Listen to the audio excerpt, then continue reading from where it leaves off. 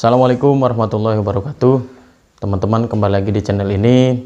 Sebelum kita ke materi, untuk teman-teman yang belum subscribe, jangan lupa klik subscribe dan nyalakan lonceng notifikasinya untuk mendapatkan update terbaru dari channel ini. Langsung saja untuk materi pada hari ini, teman-teman bisa menyimak dan memperhatikan video dari pemateri berikut ini. Assalamualaikum warahmatullahi wabarakatuh. Alhamdulillahirabbil alamin, wassalatu wassalamu ala asyrafil anbiya'i wal mursalin wa ala alihi wa sahbihi ajmain, amma ba'du. Alhamdulillah, puji syukur kehadirat Allah Subhanahu wa taala yang telah memberikan begitu nikmat yang banyak, terutama nikmat iman, Islam dan sehat walafiat. Sholawat serta salam mari kita curahkan kepada Nabi besar Muhammad SAW. Anak-anakku, alhamdulillah hari ini kita bertemu kembali dalam rangka mengisi kegiatan Ramadan. Ya, tetap masih di rumah saja. Semoga tetap semangat untuk membaca Al-Quran, menjaga sholat 5 waktunya, dan melakukan hal-hal yang membuat kita bahagia. Insya Allah untuk hari ini akan membahas tentang 6 sifat orang-orang yang akan mendapatkan hidayah dari Allah. Kita ambil dari Quran surat At-Taubah ayat 18. A'udzu billahi minasyaitonir rajim. Innama ya'muru masajidallahi man amana billahi wal yaumil akhir wa aqamas sholata wa ataz zakata wa lam yakhsha ilallah fa'asa ulaika ayyakunu minal muhtadin. Ada 6 sifat yang akan mendapatkan hidayah dari Allah. Yang pertama adalah innama ya'muru masajidallah, yaitu orang-orang yang memakmurkan masjid. Memakmurkan masjid, orang-orang yang selalu menghidupkan dengan kegiatan-kegiatan membaca Al-Quran, kegiatan-kegiatan yang bernuansa Islami. Yang kedua, sifat orang yang akan mendapatkan hidayah dari Allah adalah man amana billahi wal yaumil akhir. Kita punya konsep dalam Islam, yaitu man amana billahi wal yaumil akhir la ilaha illallah. Beriman kepada Allah. Kita sudah punya password ya, dalam kehidupan kita ya, yaitu asyhadu an la ilaha illallah wa asyhadu anna Muhammadar Rasulullah. Sehingga janganlah kita berbuat inasyirka la zulmun azim, yaitu berbuat kemusyrikan, syirik, menduakan, apalagi sampai meminta sesuatu bukan kepada Allah. Contoh seperti ini, ketika kita punya ambisi untuk meraih sebuah kesuksesan, janganlah kita sampai menghalalkan segala cara, sehingga tidak ada lagi tuh iyyaka na'budu wa iyyaka nasta'in. Kita hanya menyembah dan minta pertolongan itu hanya kepada Allah. Tetapi kalau kita sudah menghalalkan segala cara, yang ada adalah iyyaka na'budu wa dukunu wasta'inu. Tidak ada lagi menyembahnya sama Allah, tetapi mintanya itu sama dukun. Contoh bagi yang anak muda, Pak Ustadz, Ibu Ustadzah, kenapa ya saya kok nggak dapat jodoh-jodoh? Yang kalau imannya tidak kuat, ya, pasti akan larinya ke hal-hal yang inasyirka la zulmun azim, yaitu kemusyrikan mencarinya, yaitu ke dukun. Kata Mbak Dukun, kalau kalian mau dapat jodoh yang terbaik, siapkan 7 ramuan bunga. Terus nanya si pemuda itu, bunganya apa saja? Bunga melati, bunga mawar, bunga bang. Bunga bang ada nggak ya? Bunga tayayam, ya, segala macam bunga. Lalu kata Mbak Dukun katanya harus di blender katanya. Terus diminum sama kita. Biar apa? Biar auranya itu muncul. Auranya muncul, terus jadi ketika orang melihat kita, lawan jenis melihat kita itu jadi seneng. Naudzubillahi min dzalik.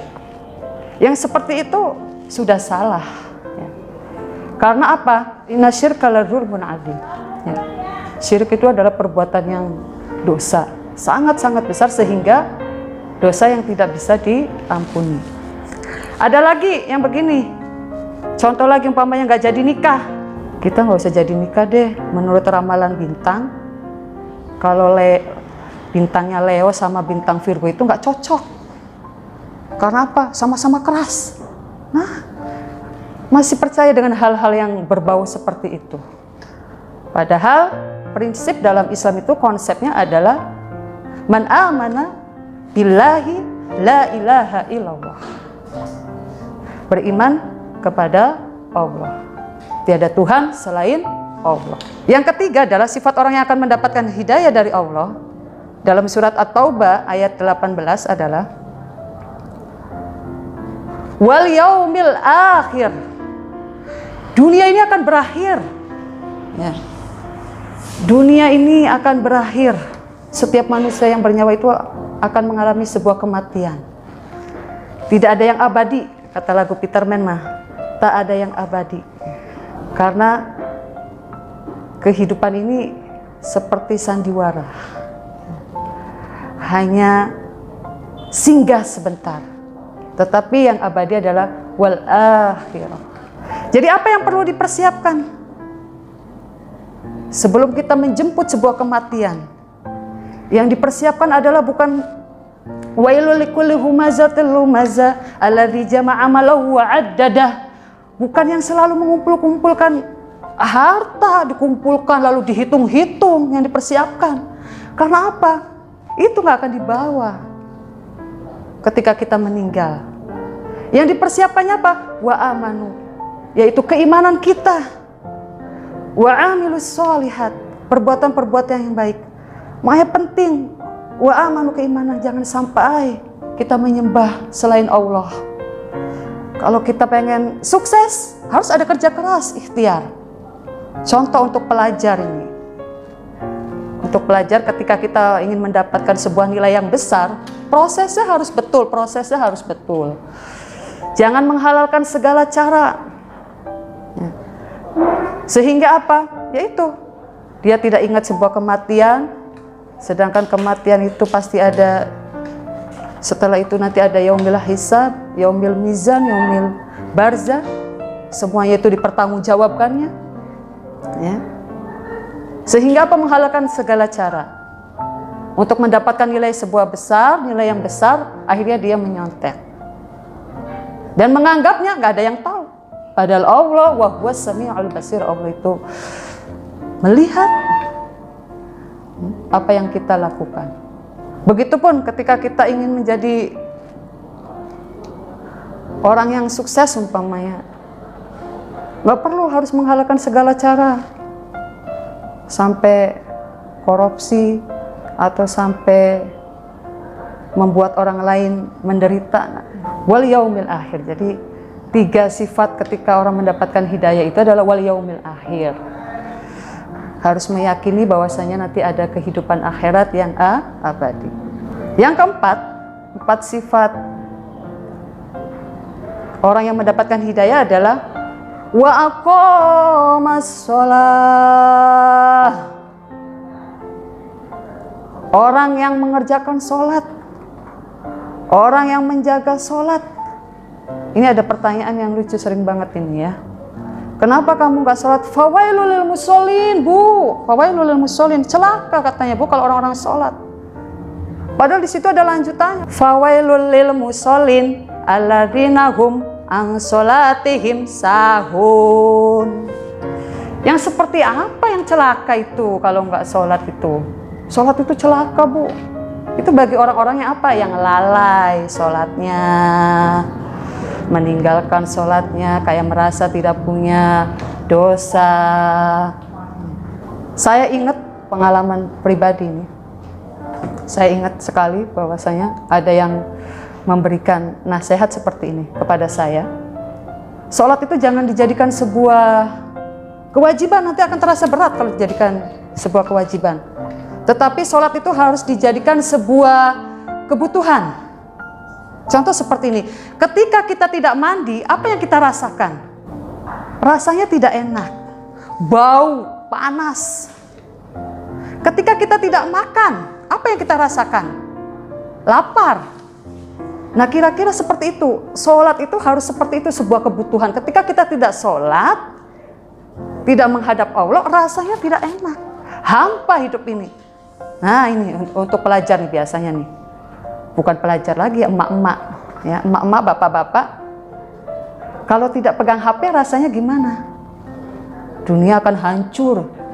Naudzubillahi dzalik, ya. Nah, kira-kira sholat itu harus seperti itu gitu. Ya. Karena apa? Ya ayyuhalladzina amanu ista'inu bis-sabri was-shalah innallaha ma'as-sabirin. Hai orang-orang yang beriman, kita itu ada dua pertolongan dari Allah itu hanya apa? Bis-sabri was-shalah, dengan sabar dan salat. Innallaha ma'as-sabirin. Sesungguhnya orang-orang yang sabar itu bersama Allah. Apalagi luar biasa puasa bulan Ramadan tahun 2020 ini ujiannya luar biasa. Kita harus punya stok sabar, ya. Stok sabar bagaimana menghadapi kehidupan seperti ini. Banyak sekali yang kekurangan makan, kekurangan minum, ya. Nggak tahu kekurangan minumnya minum apa. Kalau minum air putih mungkin banyak ya. Yang biasa tiap hari mungkin jus alpukat, jus melon, mungkin sekarang bisa dikurangi karena yaitu semuanya keadaan serba susah. Jadi sifat orang yang akan mendapatkan hidayah dari Allah adalah wa aqamas shalah.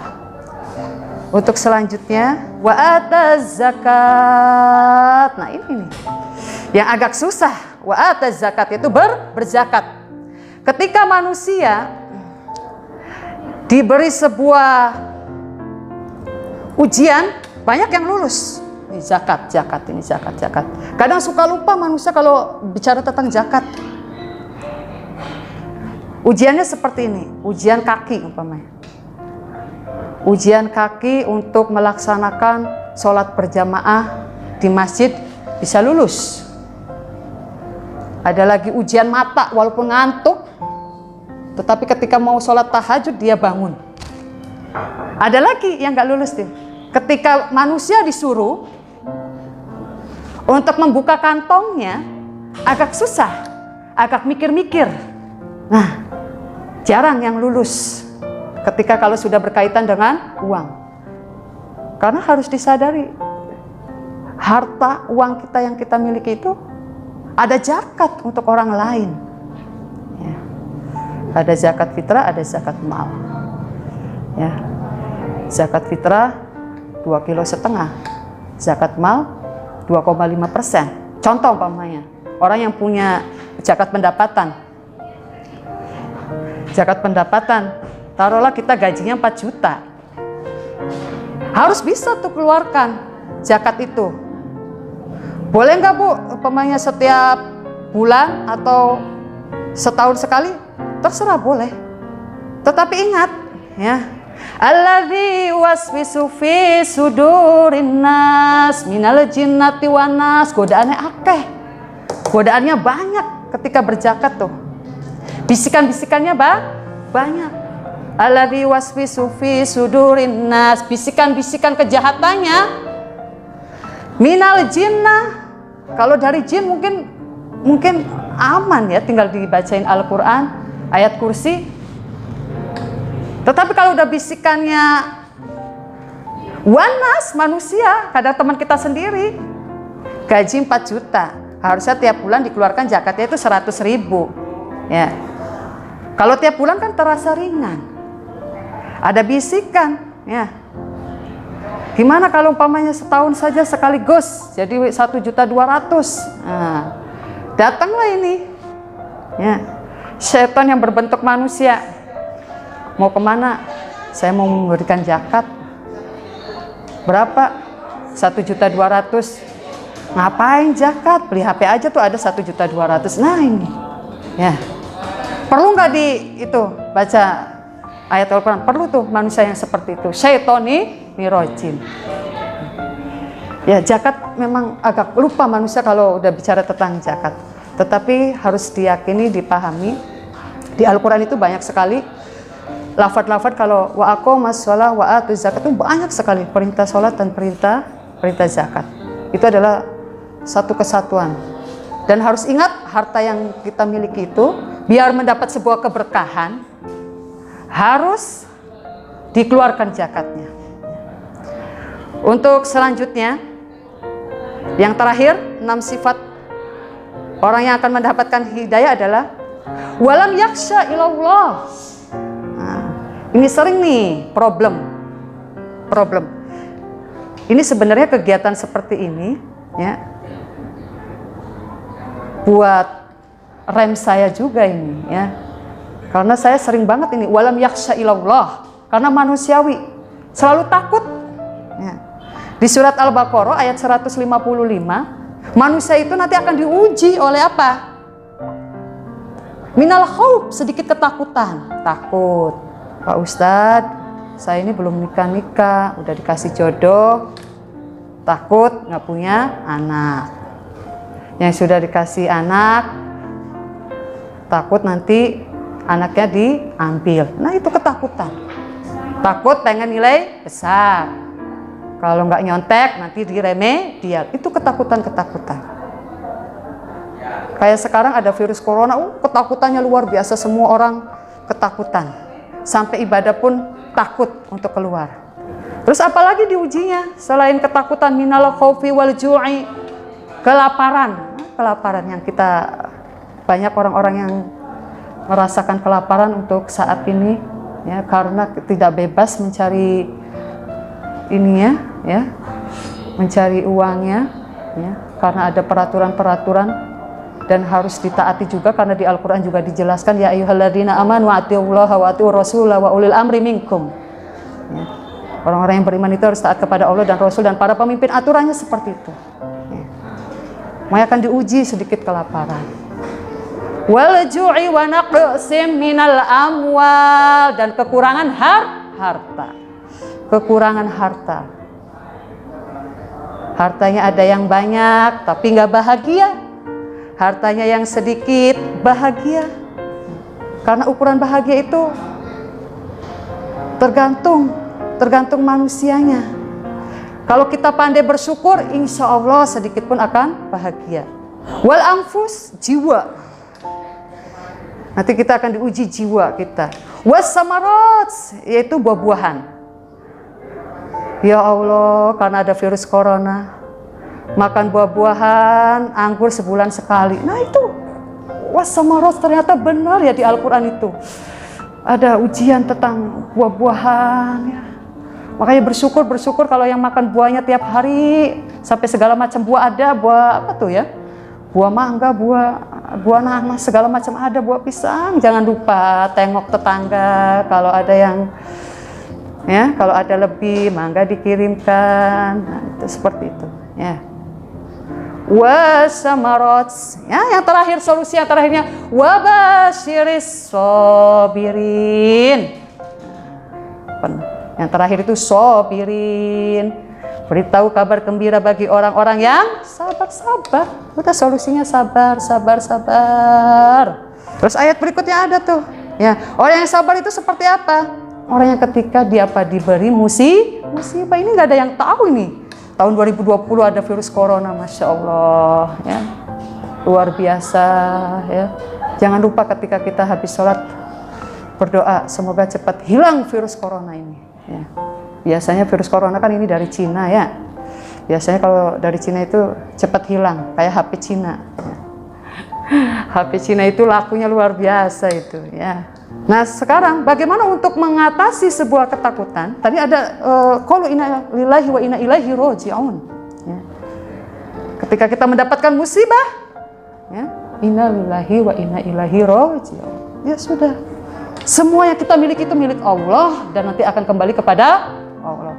Yang terakhir, bagaimana untuk mengatasi sebuah ketakutan itu? Kita buka lagi di surat Al-Quraisy. Falyabudu rabb hadzal bait. Nah, tadi sudah dikasih solusinya tuh, sabar. Aja sabarnya baik ya. Allah Gusti ya harus apa? Falyabudu rabb hadzal bait. Ibadah kepada Allah, pendekatan terus kepada Allah. Biar apa? Biar dimudahkan, dilancarkan segala hajat keinginan kita. Kalau kitanya jauh, Allah juga akan jauh. Alladzi at'amahum min ju'. Janji Allah kalau orang yang kelaparan nanti akan dikasih makanan. Wa amanahum min khauf. Tuh. Kalau kita berada di dalam ketakutan akan diberikan rasa aman oleh Allah. Luar biasa Al-Quraisy. Kalau sudah bahas tentang Al-Quran itu, Masya Allah, cinta Al-Quran. Al-Quran harus selalu di hati kalian ya. Jangan HP yang selalu di hati kalian. Alhamdulillah, jadi ada 6 sifat orang yang akan mendapatkan hidayah dari Allah. Yang pertama adalah memakmurkan masjid. Yang kedua adalah man amana billah, beriman kepada Allah. Yang ketiga, beriman kepada hari akhir. Keempat, wa aqomas sholah, sholatnya dijaga 5 waktu ya. Nanti kalau kita sudah bisa menjaga sholat 5 waktu, sholat yang wajib, nanti akan tumbuh cinta sholat-sholat yang lainnya, sholat sunnah ya. Yang kelima adalah berzakat. Awas jangan sampai lupa kita berzakat agar mendapat sebuah keberkahan rezeki kita. Yang terakhir adalah walam yakhsha ilallah, jangan ada ketakutan pada diri kita, hanya kepada Allah takutnya, hanya kepada Allah takutnya. Kalau kita benar jangan takut ya.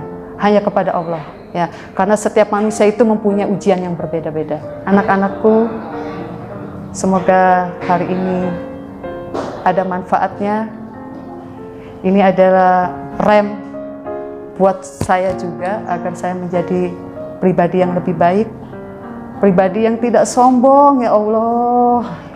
Jauhkanlah dari sifat kesombongan ya Allah. Wala tamshi fil ardi maraha. Janganlah kalian berjalan di muka bumi ini dengan kesombongan. Karena kesombongan itu orang yang tidak mau menerima kebenaran yang ada di Al-Quran, yang tidak mau menurut apa-apa yang diperintahkan oleh Allah. Jangan sampai. Semoga ada manfaatnya. Kurang dan lebihnya mohon maaf. Wabillahi taufiq wal hidayah. Wassalamualaikum warahmatullahi wabarakatuh.